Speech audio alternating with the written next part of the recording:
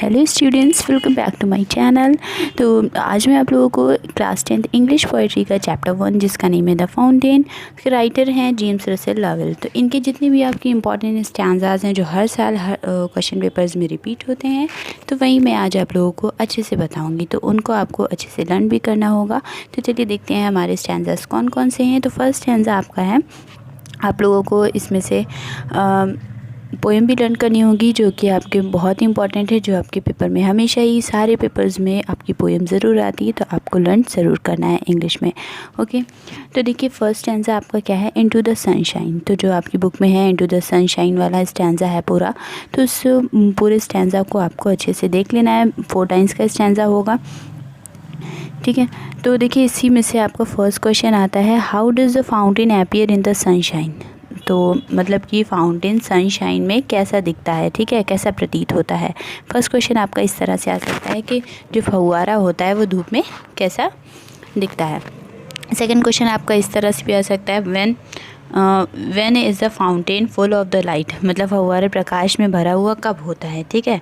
फिर नेक्स्ट आपका इस तरह से क्वेश्चन आ सकता है, what does the poet describe in the above lines. इन सारी लाइन्स में पोएट क्या बताना चाह रहा है। या what does the fountain do from morning till night. मतलब कि या तो सुबह से लेकर शाम तक के, रात तक के फव्वारा क्या करता रहता है। तो ये चीज़ें, तो ये आपके क्वेश्चंस हैं। तो बहुत ईजी क्वेश्चंस मैंने आपको बताए हैं, तो यही क्वेश्चंस आपके रिपीट होते हैं। और एक बात आपको और भी याद रखनी होगी कि इस चैप्टर का नेम एंड ऑथर, राइटर, ये आपको ज़रूरी से ज़रूरी याद रखना है, क्योंकि ये आपका क्वेश्चन ज़रूर आता है।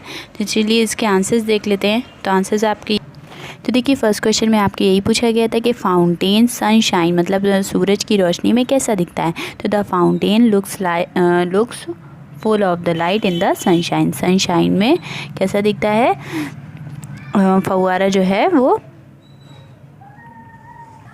तो फव्वारा जो है वो धूप में प्रकाश से भरा हुआ दिखता है। और इसके बाद आपका सेकंड क्वेश्चन पूछा गया था कि मतलब कि इन लाइंस में पोएट क्या कहना चाह रहे हैं, कि जो सनशाइन वाली लाइंस हैं उसमें पोएट क्या बताना चाह रहे हैं। तो in the above lines the poet describes that a fountain is leaping and flashing from morning till night. तो मतलब उपयुक्त पंक्तियों में कवि वर्णन करते हैं कि सुबह से शाम तक एक फव्वारा उछलता रहता है और चमकता भी रहता है। मतलब कि वो कभी भी स्टॉप नहीं होता है। तो ये आपका फर्स्ट वाला स्टैंजा कंप्लीट हो गया है। इसमें से आपका ये 2 क्वेश्चन ज़रूरी आते हैं।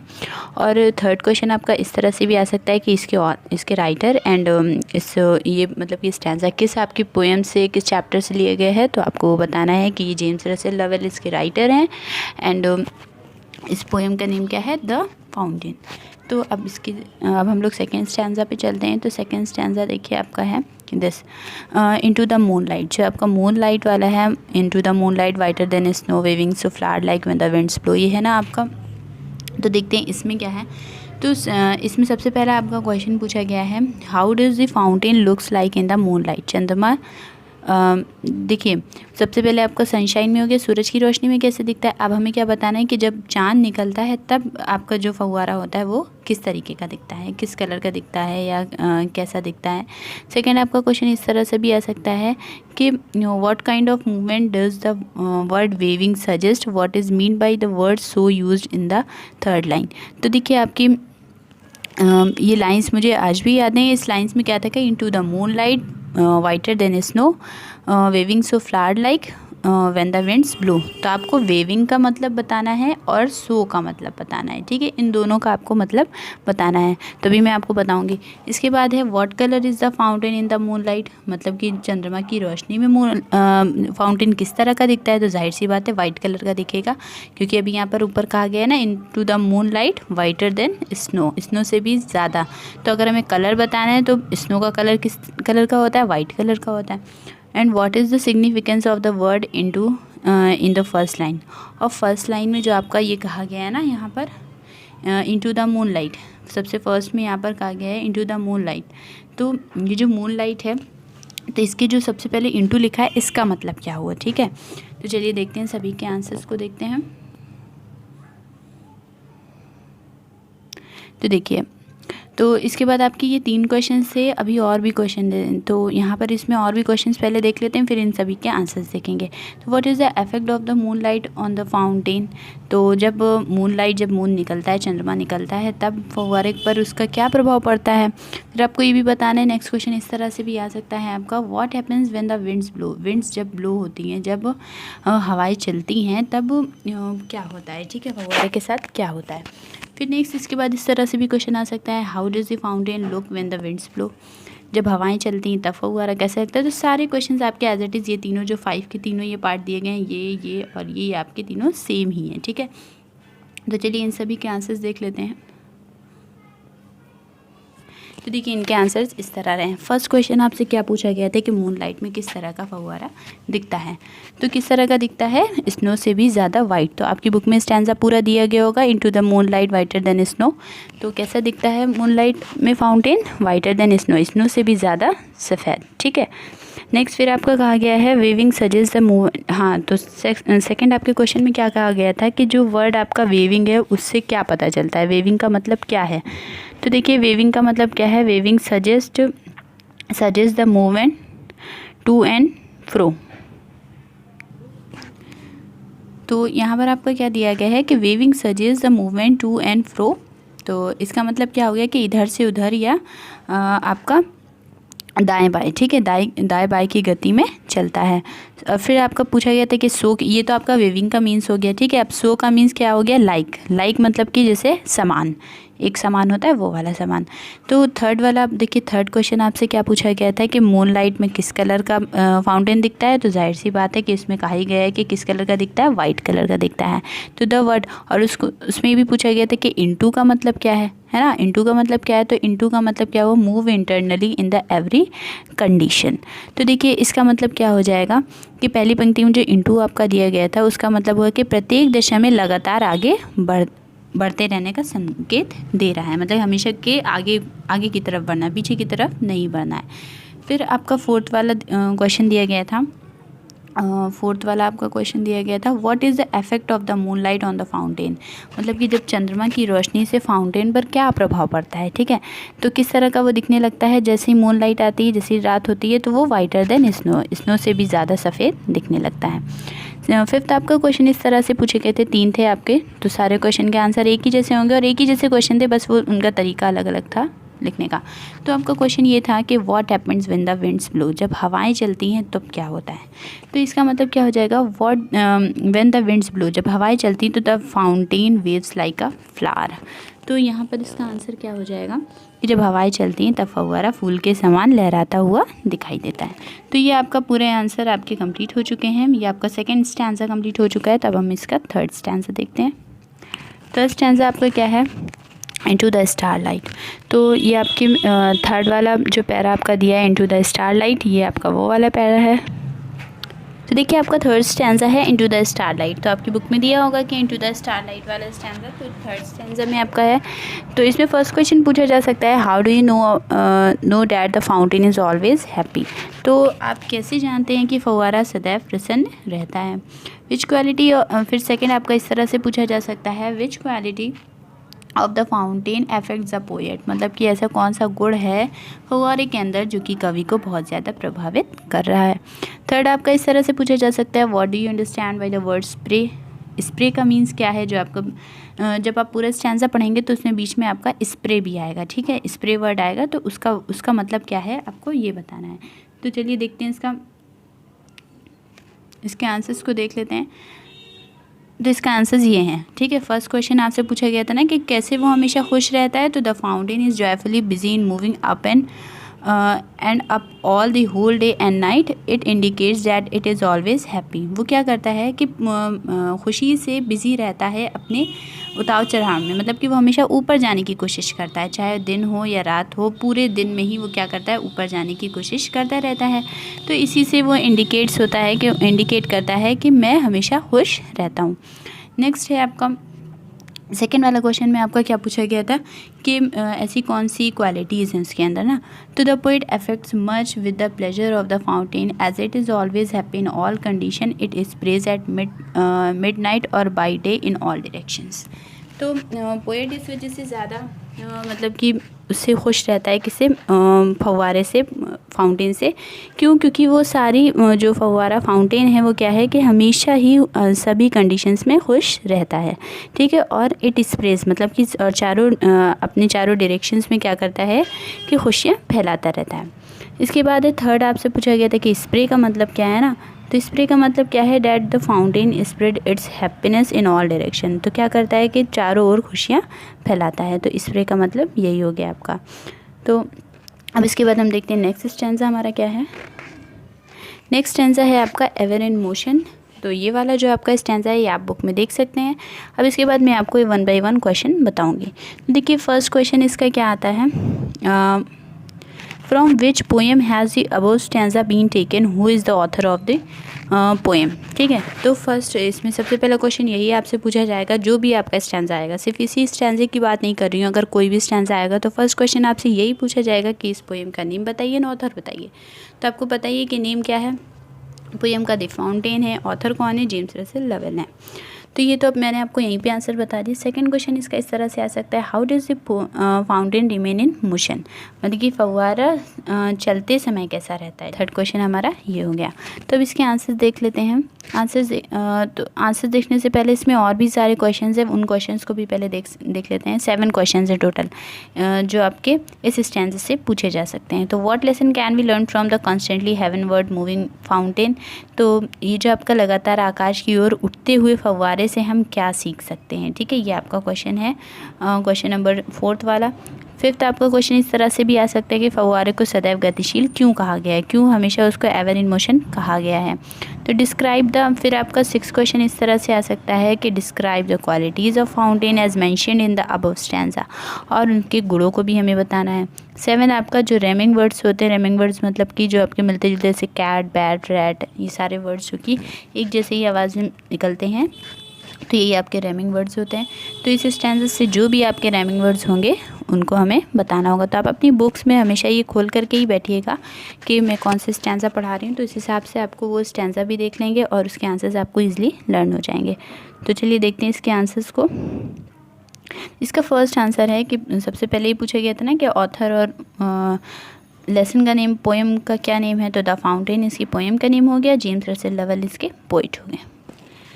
तो नेक्स्ट क्वेश्चन पूछा गया था कि नेक्स्ट क्वेश्चन आपसे क्या पूछा गया था कि how does the fountain remain in motion, फव्वारा चलते समय कैसा लगता है ना, ये हमें बताना था। तो द फाउंटेन रिमेन, तो चलते समय हमें कैसा लिखता है, ब्लिट्ज़म एंड चेरी, है ना, ब्लिट्ज़म एंड चेरी, ये आपका स्टैंजे में दिया हुआ है। तो आपको स्टैंजा देखते हुए मेरी वीडियो को वॉच करना है, तभी आपको समझ में आएगा, ठीक है। तो यहाँ पर इसका आंसर क्या हो गया है कि फव्वारा जब चलता है प्रसन्न और प्रफुल्लित रहता है, ठीक है, कैसा रहता है, खुश रहता है, ठीक है, इसका मतलब ये हो गया। फिर आपका थर्ड वाला क्वेश्चन क्या पूछा गया था कि आपसे थर्ड वाला क्वेश्चन पूछा गया था कि किस डायरेक्शन में फव्वारा ऊपर जाता है, किस डायरेक्शन में ऊपर जाता है। तो क्या हो जाएगा, फव्वारा ऊपर की ओर ही जाता है, ठीक है, हेवन वर्ड्स है ना, यहाँ पर लिखे ना हेवन वर्ड्स, तो कहाँ तक पहुँचने की, ऊपर से और ऊपर तक पहुँचने की कोशिश करता रहता है। फिर आपका फोर्थ क्वेश्चन इस तरह से आया था, जो अभी मैंने आपको बताया था कि heavenward, moving heavenward का मतलब ही क्या हुआ, इससे आप क्या सीखते हैं ना। तो इसका मतलब क्या हो गया, we can learn from the fountain that we should also work hard constantly to achieve higher goals of life. तो फव्वारे से हम ये सीख सकते हैं कि हमें जीवन में उच्च लक्ष्य को प्राप्त करने के लिए सतत प्रयत्न करना चाहिए। मतलब अगर हम अपने गोल को पाना चाहते हैं तो हमें उसी हिसाब से अपना वर्क हार्ड करना पड़ेगा, तभी तो हम अपनी जो अचीव करना चाहते हैं वो अचीव कर सकेंगे। क्वेश्चन नंबर 5 आपसे इस तरह पूछा गया था, why has the fountain been called ever in motion, फव्वारे को सदैव गतिशील क्यों कहा गया, मतलब वो तो हमेशा चलता रहता है ना, ऊपर नीचे ऐसा होता रहता है। तो the fountain has been called ever in motion because it never stops and always move upward, वो हमेशा ऊपर की तरफ जाने की कोशिश करता रहता है और कभी भी स्टॉप नहीं होता है। तो आपके 5 आंसर्स ये कंप्लीट हो गए। अभी 2 आंसर्स आपके और बचे हैं, तो चलिए उन 2 आंसर्स को भी हम देख लेते हैं। तो 6 आपका क्वेश्चन पूछा गया था कि जो क्वालिटीज़ हैं फाउंटेन की वो बतानी थी। तो क्वालिटीज़ इसमें कैसी थी कि हमेशा ऑलवेज़ एक्टिव रहता था वो, है ना, एक्टिव है। फव्वारा कैसा होता है, एक्टिव रहता है, हमेशा ऊपर नीचे होता रहता है। नेक्स्ट आपकी क्या थी क्वालिटी, हैप्पी एंड चेयरफुल, हमेशा खुश रहता है ना। फिर क्या था, गोइंग अपवर्ड, मतलब ऊपर की जाने की कोशिश करता रहता है। नेवर टायर्ड है। 4 क्या है, नेवर टायर्ड, बिना थके, मतलब बिना थके अपवर्ड एंड डाउनवर्ड होता रहता है। फिर आपको पूछा गया था 7 क्वेश्चन में कि राइमिंग वर्ड्स क्या है स्टैंजा में। तो इस स्टैंजा को आप देख लीजिएगा, उसमें राइमिंग वर्ड्स आपको चेरी एंड एवरी मिलेगा। तो चलिए अब नेक्स्ट स्टैंजा की तरफ चलते हैं। तो नेक्स्ट स्टैंजा हमारा क्या है, सीजलेस एस्पायरिंग एंड सीजलेस, ये वाला जो आपका स्टैंजा है इसको आप बुक में देखिएगा। तो ये वाला आपका बुक में दिया गया है। तो देखिए यहाँ पर आपका फर्स्ट क्वेश्चन इसमें से आ सकता है कि what qualities of the fountain have been described, मतलब कि ऐसी कौन सी फाउंटेन की क्वालिटीज़ हैं जो कि स्टैंजा में बताया गया है। इस स्टैंजा की उससे बताना है आपको, ठीक है। सब स्टैंजा में अलग अलग बताया गया ना, तो सबका अलग अलग है। तो अलग अलग क्वेश्चन में उसी स्टैंजा से लेकर के हमें आंसर लिखने होंगे। तो एंड सेकंड क्वेश्चन इस तरह आ सकता है, what are the elements of the fountain, उसके तत्व आपको बताने होंगे। फिर थर्ड में आपका आएगा, what is the nature of the fountain, what do the words darkness and sunshine indicates. तो फव्वारे का क्या स्वभाव होता है, डार्कनेस तथा सनशाइन शब्द का मतलब प्रकट क्या है, मतलब यहाँ पर इसका मतलब क्या है। फिर नेक्स्ट क्वेश्चन आपका आ सकता है, what lesson does the poet want to give us in the above stanza, मतलब ये जो हमारे स्टैंजा दिया गया है सीजलेस एस्पायरिंग वाला, तो ये वाले स्टैंजा से हमको क्या संदेश कवि देना चाहते हैं। फिर फिफ्थ क्वेश्चन में आपसे कहा गया पॉइंट एट द रेमिंग वर्ड्स। तो इसमें भी आपको रेमिंग वर्ड्स, एक जैसे वर्ड्स जो एक समान वर्ड्स होते हैं वो हमें छांटने होंगे। तो चलिए इनके आंसर जब हम देख लेते हैं, हमसे पूछा गया था कि क्वालिटीज़ बतानी है हमें किसकी, फाउंटेन की, ठीक है। तो क्वालिटीज़ फाउंटेन की क्या हो जाएंगी। तो फर्स्ट स्टैंजा में जो आपका ये वाला स्टैंजा दिया था तो उसमें पहले से ही उसमें बताया गया था कि किस तरह का है। तो यहाँ पर आपका क्या है, देखिए फर्स्ट क्वेश्चन में आपसे पूछा गया था कि क्वालिटीज़ हमें फाउंटेन की बतानी है जो कि स्टैंजा से मतलब इस स्टैंजा से ही जो भी आपकी क्वालिटीज़ बताई गई हैं फाउंटेन में वही हमें क्वालिटीज़ आंसर में बतानी है। देखिए फर्स्ट इसमें क्वालिटीज़ क्या बताई गई हैं कि the qualities of the fountain, quality of the fountain is that it is always eager to go up but is always satisfied, वो हमेशा सेटिस्फाई रहता है और वो हमेशा ऊपर जाने की कोशिश करता रहता है, ठीक है। नेक्स्ट आपका क्वेश्चन पूछा गया था कि फाउंटेन के एलिमेंट्स कौन कौन से हैं ना। तो क्या इस जो आपका स्टैंजा है इसमें आप देखिए कि इसमें आपका डार्कनेस एंड सनशाइन लिखा हुआ है, तो यही क्या है फाउंटेन के एलिमेंट्स हैं, ठीक है। नेक्स्ट आपका क्वेश्चन में पूछा गया था कि नेचर कैसा है, फाउंटेन का नेचर के बारे में आपको बताना था। तो the nature of the fountain always go up without stopping, बिना रुके ऊपर की ओर जाते रहना। और डार्कनेस और सनशाइन क्या इंडिकेट करना है आपको वो भी बताना है। तो डार्कनेस मतलब ही होता है नाइट, रात, है ना, और सनशाइन इंडिकेट क्या करेगा, डे। बस ये हो गया आपका थर्ड वाला आंसर।